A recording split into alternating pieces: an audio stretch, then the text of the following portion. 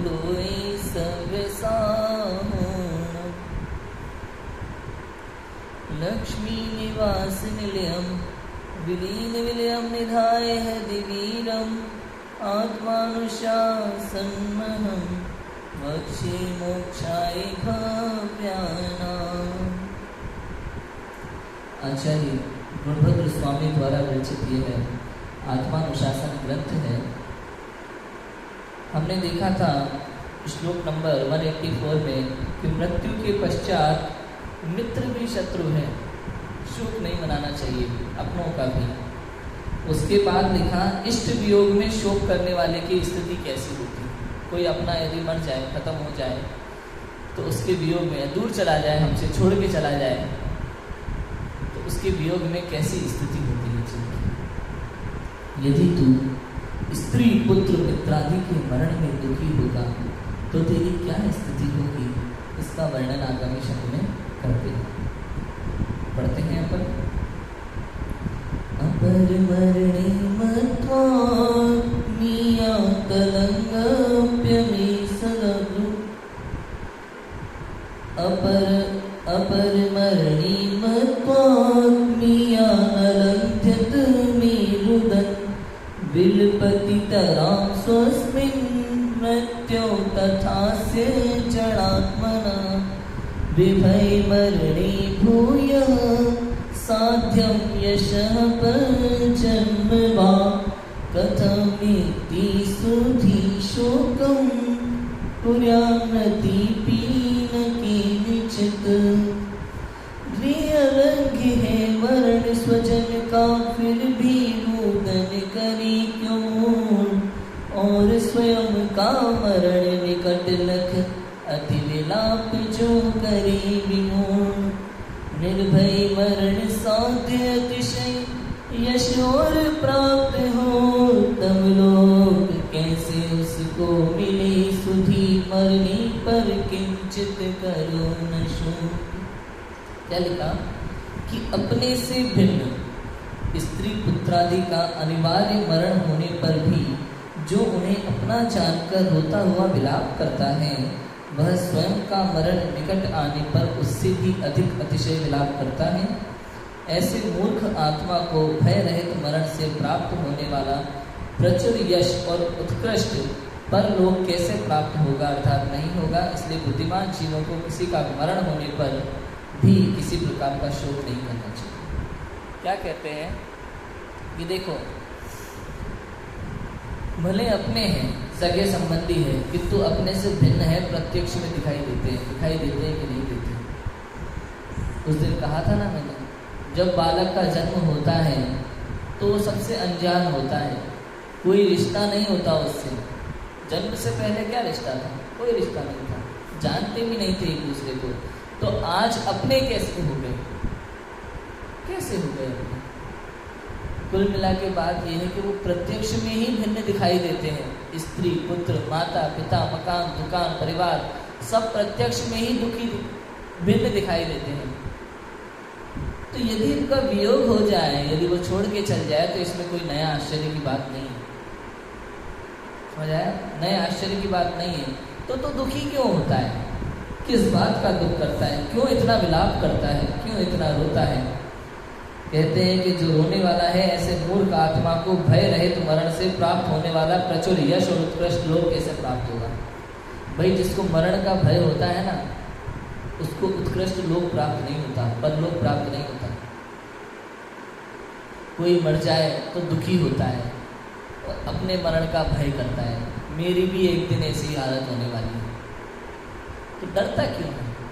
डर मत। जन्म मरण का भय नहीं, जन्म मरण से पार उतरने का उपाय दे। अगर डर जाएगा ना, तो कहते हैं संसार में एक कहावत, जो डर गया सो डरो मत, डरो नहीं। तो क्या करें? सामना करो, मृत्यु का सामना करके मृत्यु से परे आत्मा को जानो। जन्म मरण इस शरीर का होता है, आत्मा का नहीं। आत्मा तो अनादि अनंत है, अजर अमर है, अविनाशी है, उत्कृष्ट है। चैतन्य स्वामी ज्ञानानंद परमात्मा वो मैं हूँ। उसका अनुभव करो, उसे जानो। इस शरीर के पीछे क्यों रोते हो? ये जो रिश्तेदार है, क्या ये तेरे रिश्तेदार हैं? जरा विचार कर। ये तेरे रिश्तेदार नहीं है, ये इस शरीर के रिश्तेदार हैं। तुझे तो ये जानते भी नहीं है। समझ आया कि नहीं आया? तुझे तो ये जानते भी नहीं है। ये तेरे अपने, तेरी स्त्री, पुत्र, मकान, दुकान, जो तुझसे इतने प्रेम का दावा करते हैं, वो तुझसे प्रेम नहीं करते। वो तो तुझे जानते तक नहीं है। वो इस शरीर को जानते हैं, इसी से प्रेम करते हैं। चमड़ी के ही रिश्तेदार हैं, तेरे रिश्तेदार नहीं है। और मैं ये शरीर नहीं हूँ, मैं इस शरीर से भिन्न चैतन्य परमात्मा हूँ, क्या है स्वभावी भगवान आत्मा हूँ। मैं शरीर नहीं हूँ, ये रिश्तेदार मेरे नहीं है। इसका निर्णय कर, नक्की कर ये बात अपने जीवन में, तो तेरा कल्याण होगा। और यदि तू इनके वियोग में दुखी होगा तो अधोगति को प्राप्त होगा। इसलिए दुख मत कर। तुझे ये दुखी होना शोभनीय नहीं है। तेरा गुण तो अनंत सुख है। सुखी होना तुझे शोभा देता है, दुखी होना तुझे शोभा नहीं देता। तो क्यों दुखी होता है? ये दुख नाम का गुण तेरा है ही नहीं। शक्ति है, लेकिन ये तेरी क्वालिटी नहीं है। शक्ति है ये दुख नाम की। कैसी शक्ति है कि यदि ये शक्ति नहीं होती ना, तो संसार में भी जीव दुख का अनुभव नहीं कर पाता। जैसे अस्तित्व नास्तित्व शक्ति है, स्व से अस्ति पर से नास्ति, ऐसे ही सुख दुख रूप शक्ति है। अनंत सुख नाम का गुण है आत्मा में, किंतु यदि कर्म बंधन के कारण दुखी होता है तो ये शक्ति योग्यता है उसमें, अन्यथा होगा ही नहीं। बात समझ में आई? लेकिन ये सुख नाम का गुण है तेरा, दुख तेरे अंदर है ही नहीं, तुझ में नहीं पाया जाता। बात समझ में आई? इतनी क्लियर बात है। स्वयं का मरण निकट आने पर उससे भी अधिक अतिशय बलात्कार करता है। देखो स्वर्गों में ऐसा होता है, उनको पता चल जाता है पहले ही। और यहाँ मनुष्य गति में यदि डॉक्टर कह दे भाई आपको कैंसर है, आपके पास 15 दिन बचे हैं, 1 महीना बचा है, तो कितना दुख होता है। सारे परिवार जब पूरी वैसे हाँ कर देने क्या होने वाला है, कोई नई बात है क्या? हर आदमी मरता है रोज, इसमें क्या बड़ी बात है? जिस प्रकार जन्म है उस प्रकार मरण है। और जब किसी का जन्मोत्सव मनाते हैं आप, तो उस समय मन में विचार नहीं आता कि जिसका जन्म होता है उसका मरण होना निश्चित है। तो मरण होने पर दुखी क्यों होता है? और यदि मरण होने पर दुखी होता है तो जन्म का उत्सव क्यों मनाता है? सोच लो, क्या तुझे इस बात का ज्ञान नहीं है कि इस संसार में जो जन्मता है उसका मरण निश्चित ही होता है। और ये जन्म और मरण, ये दोनों ही दुख के कारण हैं। ये जो दोनों ही संसार में रुलाने वाले हैं, जीव को दुखी करने वाले हैं। इसलिए जिनवाणी माता इस जन्म मरण से पार होने का उपाय तुझे बार बार कहती है। तो जिनवाणी माँ की सुन और जन्म मरण से पार होने का उपाय कर। बात समझ में आई? कितनी सिंपल सी बात है। जन्म का उत्सव मत मना और मरण का शोक मत मना। कितनी सिंपल सी बात है ना। दुखी मत हो। स्त्री पुत्र अनिवार्य। अब कभी कभी क्या लोग कहते हैं ना कि भाई प्रेम तो आत्मा से होता है, शरीर से नहीं। कहा जाता है कि नहीं कहा जाता? लोग संसार में कहते हैं। वास्तव में देखा जाए तो वास्तव में संसार में प्रेम शरीर से ही होता है, आत्मा से होता ही नहीं है। होता ही नहीं है। आत्मा का अनुभव किया जाता है बस, आत्मा से प्रेम नहीं होता। शुद्धोपयोग में प्रेम का कोई स्थान ही नहीं है। बात समझ में आई कि नहीं आई? आत्मा से प्रेम होता ही नहीं है। भाई क्या स्त्री का प्रेम तो चलो आत्मा शरीर से होता होगा, माँ का प्रेम तो आत्मा से होगा, शरीर से नहीं होगा। हम कहते हैं माँ का प्रेम भी शरीर से होता है, आत्मा से नहीं होता। यदि कोई मर जाए और आत्मा का रूप लेकर के आ जाए सामने, तो भागते फिरेंगे इधर से उधर। मरने के बाद मान लो किसी की मृत्यु हो गई, किसी ने कह दिया भाई वो तो एक्सीडेंट में मर गए ऐसा वैसा, और वो जिंदा बच गया हो भूले भटके, कभी लौट के आए कुछ दिनों बाद और सामने खड़ा हो जाए, तो डर के मारे भगेंगे, अरे ये आत्मा कहाँ से आ गई। हाँ? आत्मा से प्रेम नहीं होता, प्रेम शारीरिक ही होता है, शरीर से ही होता है, क्योंकि आप आत्मा को जानते ही नहीं हो, देखा ही नहीं है, दिखाई नहीं देता, अरूपी है। अरे जो मैं हूं वो दिखता नहीं है, और जो दिखता है वो मैं नहीं। बात समझ में आई? जो मैं हूं वो दिखता नहीं है, और जो दिखता है वो मैं हूं ही नहीं, मैं नहीं हूं। विचार करके देखना थोड़ा सा, ऐसा होता है। ऐसे मूर्ख आत्मा को अपना मरण आने पर और ज्यादा दुख होता है, मरण निकट जान करके दुखी होता है।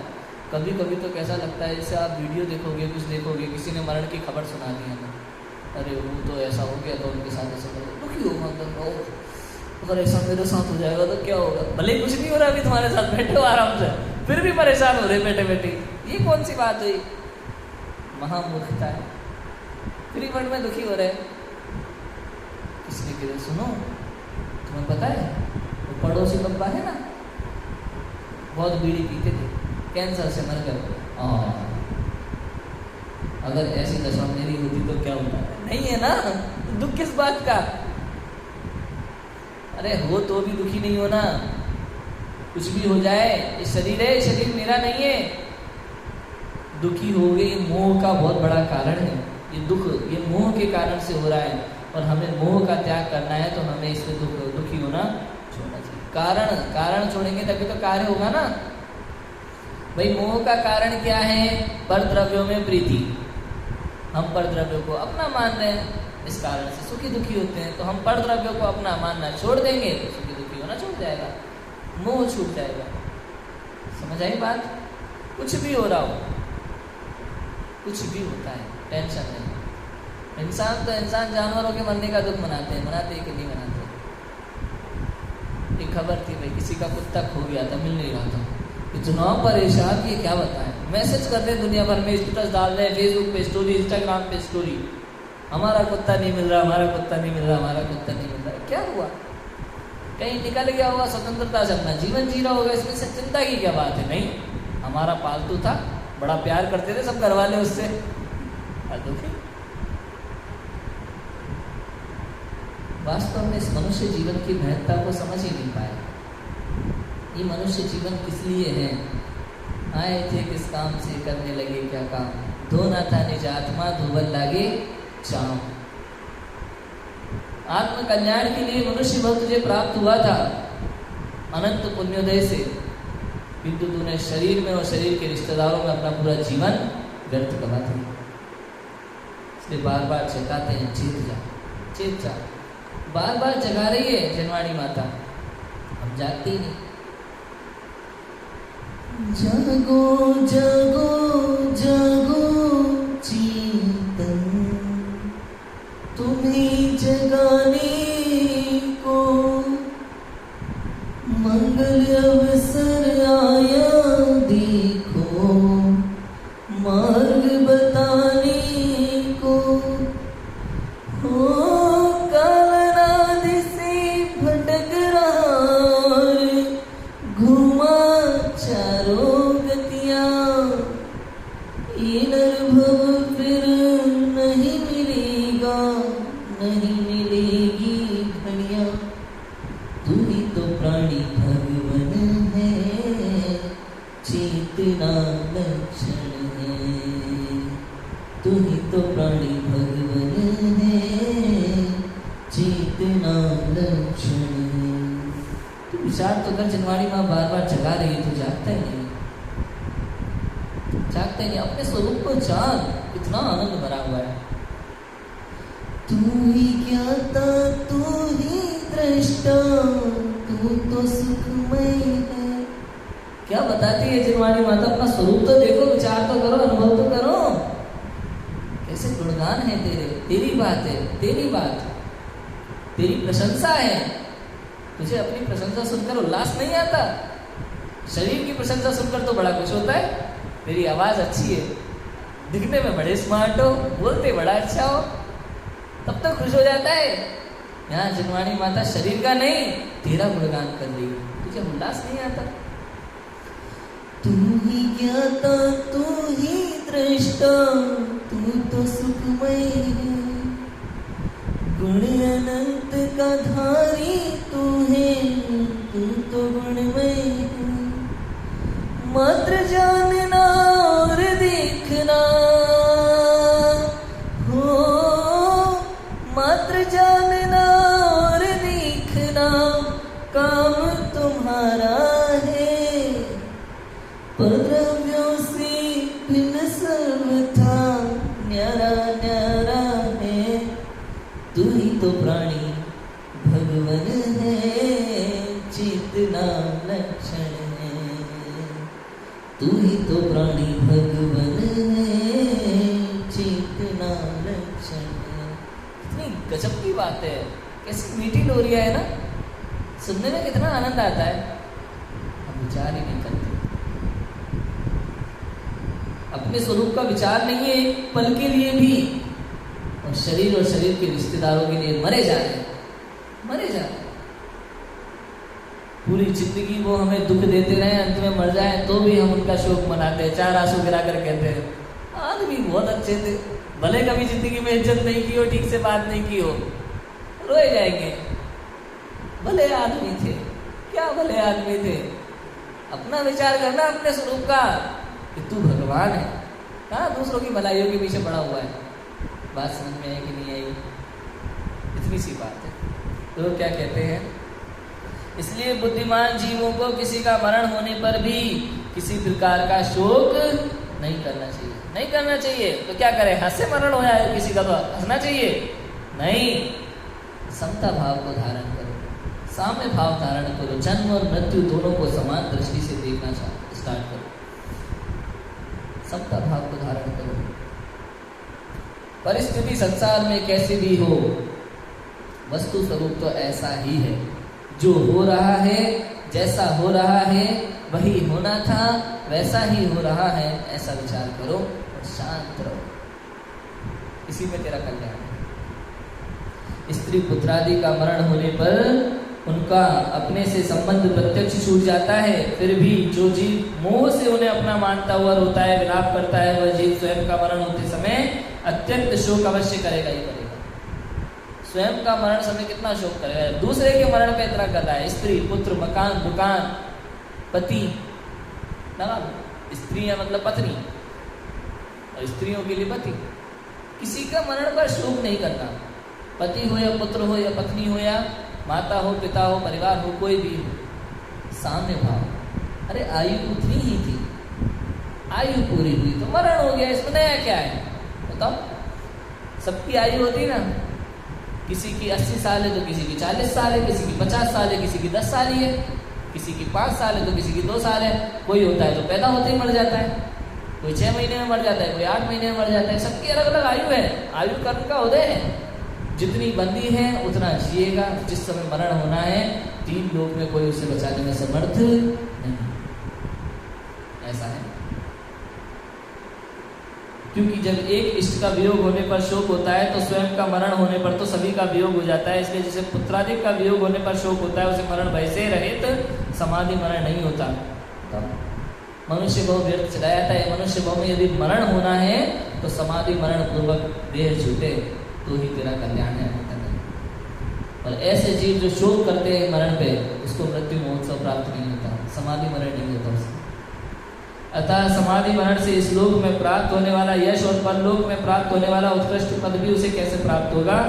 इसलिए जो ज्ञानी पहले से ही मोह को घटाते हैं और स्त्री पुत्रादि को अपना मानकर किसी का मरण होने पर भी शोक नहीं करते, उन्हीं को समाधि मरण की सिद्धि होती है, जिससे उन्हें यहाँ यश की और भविष्य में स्वर्ग मोक्ष आदि की प्राप्ति होती है। जो मरण में शोक नहीं करते, जब मरण को समान देखते हैं, संसार की किसी भी परिस्थिति को साम्य भाव रूप से देखते हैं, शांत परिणामों पूर्वक देखते हैं, जानते हैं, वह उन जीवों को यश की और भविष्य में स्वर्ग आदि की प्राप्ति होती है।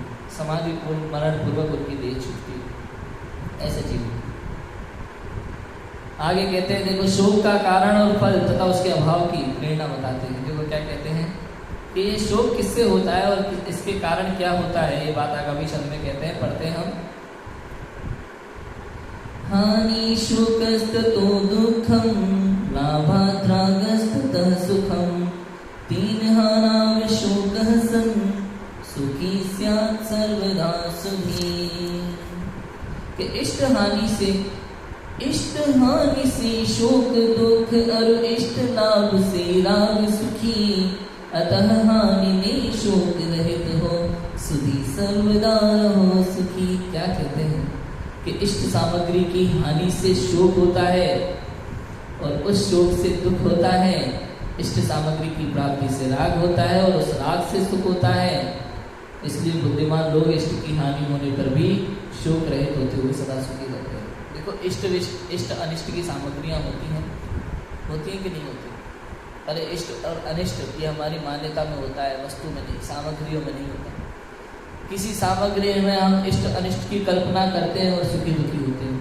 हम किसी सामग्री को इष्ट समझते हैं तो उसमें राग उत्पन्न होता है, राग से हमें सुख का आभास होता है, सुख नहीं होता, सुख का आभास होता है। और जब उस इष्ट सामग्री का वियोग हो जाए तो महादुख को प्राप्त होता है। बुद्धिमान लोग इसलिए किसी वस्तु में इष्ट अनिष्ट की कल्पना नहीं करते, राग द्वेष नहीं करते, इसलिए उन्हें उसका वियोग संयोग होने पर सुख दुख भी होता नहीं। इसी बात है। देखो भावार्थ पढ़ते हैं, सभी जीव सुख चाहते हैं, पक्का पक्का है जी। त्रिभुवन में जीव अनंत सुख चाहे दुख दे भयवंत। सभी जीव सुखी चाहते हैं भैया, दुख से डरे हुए हैं। सुख का घातक दुख है और दुख शोक से होता है। सुख का घातक कौन है? दुख, विलोम शब्द। सुख का घातक दुख है और दुख से क्या होता है? शोक होता है। शोक एक कषाय है, शोक एक पाप परिणाम है, शोक होता है। तथा शोक इष्ट सामग्री का वियोग होने पर होता है। जो वस्तु हमें अच्छी लगती है, जो हमें प्रिय है, वो यदि हमसे दूर चली जाए, उसका वियोग हो जाए तो हमें शोक होता है। ज्ञानी विचार करते हैं कि मैं मोह से पर पदार्थों को इष्ट मानता हूं, परंतु वे इष्ट नहीं है। समझे? मोह से मानता हूं, मोह के कारण से इष्ट अनिष्ट की मिथ्या कल्पना करता हूं पर पदार्थों को। बताया था ना भाई, पंखा तो पंखा है, सर्दी में बुरा लगता है, गर्मी में अच्छा लगता है। पंखे का क्या है? पंखा इष्ट है अनिष्ट है? मेरी सुविधा अनुसार मैं इष्ट अनिष्ट की कल्पना करता हूँ। भाई किसी को मीठा पसंद है, किसी को नहीं पसंद। अब मीठा अच्छा होता है कि बुरा होता है? ये मीठा तो मीठा होता है भैया। ये इष्ट अनिष्ट की कल्पना तुम्हारे अंतर में है। बात समझ में आ रही कि नहीं आ रही? कोई भी वस्तु इष्ट अनिष्ट नहीं है। एक बच्चा उसके पिता की प्रशंसा भी करता है, बुराई भी करता है। एक पिता अपने दो मित्रों की, एक की प्रशंसा करेगा, एक की बुराई भी करेगा। अरे ये तो पढ़ लिख के कलेक्टर बन गया, एक चोर बन गया, क्या करें? भाई लड़के अच्छे बुरे नहीं है, ये मान्यता है। वो तो जैसा है वैसा है। चोर अच्छा है कि बुरा है? चोर तो चोर है। अच्छा है कि बुरा है? अच्छा बुरा इस संसार में कुछ भी नहीं है, वस्तु जैसी है वैसी है। बुरी वस्तु को हम बुरी कहते हैं। अरे नहीं, हाँ पढ़ो तीसरी गाथा समय साल की, सब लोए सुंदर, लोक में सब सुंदर है। वो वस्तु अपने स्वरूप में होने के कारण से सुंदर है, और जो अपने स्वरूप में नहीं है वो सुंदर नहीं है। यदि तू अपने ज्ञाता दृष्टा स्वभाव में नहीं है, पर द्रव्यों को अपना मानता है, शरीर आदि को अपना मानता है, तो तू सुंदर नहीं है। चाहे तू डॉक्टर बन जाए, चाहे चोर बन जाए, दोनों एक ही है। क्यों? क्योंकि दोनों ही पर पदार्थों को अपना मान करके अज्ञान में जी रहे हैं। दोनों सुंदर नहीं है, दोनों अपने स्वभाव में नहीं है। और एक पुद्गल द्रव्य, ये इसके अंदर स्पर्श रस गंध वर्ण है, अपना स्वभाव इसके अंदर है, इसलिए सुंदर है। ये सुंदर है। आत्मा सुंदर है जब तक वो अपने स्वभाव में स्थित है। पर द्रव्य में स्थित है तो सुंदर नहीं करा। इसलिए कहा जो अपने स्वभाव में स्थित है वो सुंदर है। प्रत्येक वस्तु अपने स्वभाव में स्थित है तो वह सुंदर है। और यदि पर द्रव्य का संयोग हो गया तो उसका स्वरूप बिगड़ जाता है। भाई घी में तेल मिलाओ या तेल में घी मिलाओ, मिलावट तो मिलावट है। प्योर होता है तो सुंदर होता है, मिलावट हो गई तो उसकी सुंदरता खत्म हो जाती है। ऐसा होता है। मैं मोह से पर पदार्थों को इष्ट मानता हूँ, परंतु वे इष्ट नहीं है और कभी मेरे नहीं होते, मेरे रखने से रहते नहीं है, इसलिए उन पर वस्तुओं के वियोग में शोक क्या करना। भाई तेरे अनुसार कोई जीव चलता है क्या? आप एक माता पिता होकर के कितना ही निर्णय ले लो अपने पुत्रों के लिए, कितने ही संस्कार दे लो, कितने ही कुछ भी कर लो, उनका जीवन वैसा ही होगा जैसा होना है, उनके परिणाम अनुसार, उनके कर्मों के अनुसार। आप इसमें कुछ करने वाले नहीं है, कुछ नहीं कर सकते। महर्षि को जाना तो जाना था नरकों में, निगोदों में 24वां बनना था, कह दिया था आदिनाथ स्वामी ने। अब भले ही दादा तीर्थंकर हो या पिता चक्रवर्ती, कोई कुछ नहीं कर सकता। चाहे बाहुबली जैसे चाचा हो, चाहे चरम शरीरी भाई बैठे हो बहुत सारे, मोक्षगामी तत्व मोक्षगामी जी, समझ शरण से लौट गया। भाई जो होना है वही होगा तेरा, कुछ नहीं कर सकता, तो व्यर्थ में शोक क्यों करता है, दुखी क्यों होता है? पुत्र गलत मार्ग पे हो या घर परिवार में चाहे कैसी भी समस्या आ जाए तो दुखी मत हो। सच कह रहा हूँ, जिनवाणी पढ़ने से ही ये बुद्धि आती है, ये समझ आती है। आप चाहे दुनिया की बड़ी से बड़ी कोई सी भी पढ़ाई कर लेना, अपने बच्चों को पढ़ा देना, डॉक्टर बनाना, इंजीनियर बनाना, सीए बनाना, कलेक्टर बनाना, बिजनेस खुलवा देना, व्यापारी बनाना, अंबानी टाटा बिरला जो कुछ करना है करवा देना, लेकिन जीवन जीने की समझ, सही समझ, लौकिक हो या धार्मिक, दोनों मार्ग पे किस तरीके से सही समझ के साथ चलना है, वो यदि कोई इस पूरे संसार में सिखा सकता है तो वो जिनवाणी है, और पूरे संसार में कोई नहीं सिखा सकता। कैसी भी समस्या आ जाए आपको दुखी नहीं होना, ये बात कौन कह सकता है बताओ? संसार में कोई कह सकता है? दिगंबर आचार्य ही इस बात को कह सकते हैं, जिनवाणी माँ इस बात को कह सकती है, और कोई नहीं। तो लोग क्या कहते हैं, जरा जरा सी बात पर रोने की बात करते हैं ना, कहते हैं दुखी हो जाते हैं। मत हो, कुछ नहीं रखा दुखी होने में, कषाय होती है, पाप होता है, गति बिगड़ती है। ऐसा विचार करके इष्ट सामग्री की हानि होने पर भी शोक नहीं करते। उन्हें दुख कैसे हो सकता है, और दुख हुए बिना सुख का अभाव नहीं होता, इसलिए वे ज्ञानी सदा काल सुखी ही रहते हैं। दुखी नहीं होता, इष्ट अनिष्ट की कल्पना नहीं करते तो दुख नहीं होता, और दुख नहीं होता तो सुख का अभाव ही नहीं होता, सुखी रहते हैं वो इसलिए सदा। ठीक है। और अतः जो सुखी रहना चाहते हैं वे इष्ट की हानि होने पर शोक न करें। कोई इष्ट की हानि न होने का उपाय करके सुखी होना चाहता है, परंतु संसार में किसी न किसी इष्ट सामग्री की हानि होती है, इसलिए शोक न करना ही सुखी होने का उपाय है। भाई परिवर्तन मैं कुछ कर सकता हूँ संसार में, ये सोच आपको दुखी करेगी, हमेशा सदैव दुखी करेगी। लोग कहते हैं ना भाई मेहनत करेंगे, पुरुषार्थ करेंगे तो होगा। आत्म कल्याण में पुरुषार्थ लगता है, संसार के किसी कार्य में पुरुषार्थ लगता नहीं है, उसको गधा मजदूरी कहते हैं। कर ले मेहनत, खूब पढ़ाई कर, खूब मेहनत कर, खूब व्यापार कर, नौकरी कर, तुझे जो मिलना है ना सांसारिक सुख उतना ही मिलेगा जितना तेरे कर्म का फल है। यदि कर्म का फल नहीं होगा ना तो एक समय में चीजें बनती और बिगड़ती हमने देखी है संसार में। पुण्य के उदय से कोई रोडपति से करोड़पति बन जाता है, और पाप के उदय से करोड़पति से रोडपति बन जाता है। ऐसी घटनाएं संसार में निरंतर चलती हैं, इतिहासकारों ने लिखा है, पढ़ लेना उनका करके। अरे एक राजा पुण्योदय से राज्य कर रहा था, इतना वैभव था, पाप का उदय आया, दूसरे राजा ने आक्रमण किया, दास बना लिया अपना। क्या है बुद्धि का प्रयोग है या विवेक का? अरे जिस बुद्धि से एक राजा दूसरे राजा को जीतता है, उसी बुद्धि के होने पर भी दूसरे राजा से हार भी जाता है। होता है कि नहीं होता? पृथ्वीराज चौहान का युद्ध कितनी बार हुआ था? कितनी बार हारा था वो, और एक बार जीत गया था।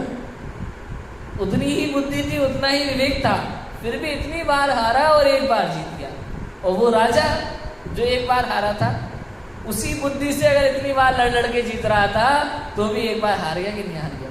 ये पुण्य पाप का उदय है। बुद्धि बुद्धि उसकी, तुम सोच रहे हो मेरा दिमाग है ये तो ऐसे बढ़ जाए कलर ऊपर करके, अरे भाई अपनी दिमाग की चातुर्यता कुछ नहीं है। समझ में आया कि नहीं आया? तेरे कर्मों का खेल है, इसलिए कर्मों से रहित अपनी आत्मा को जान, इसी में तेरा कल्याण है। चैतन्य स्वभावी ज्ञाता दृष्टा भगवान आत्मा अनंत सुख का स्वामी, वो मैं हूँ, ऐसा मेरा स्वरूप है। वर्तमान में मैं ऐसा हूँ, ऐसा निर्णय कर, ऐसा अनुभव कर। वर्तमान में इस बात का विचार करके मैं ही परमात्मा हूँ। मैं ही परमात्मा हूँ, मुझ में और परमात्मा में कोई अंतर नहीं है। जिनेंद्र भगवान को अपने से फुर्सत नहीं है और मुझे अपने लिए फुर्सत नहीं है, बस इतना सा अंतर है, दूसरा कोई अंतर नहीं है,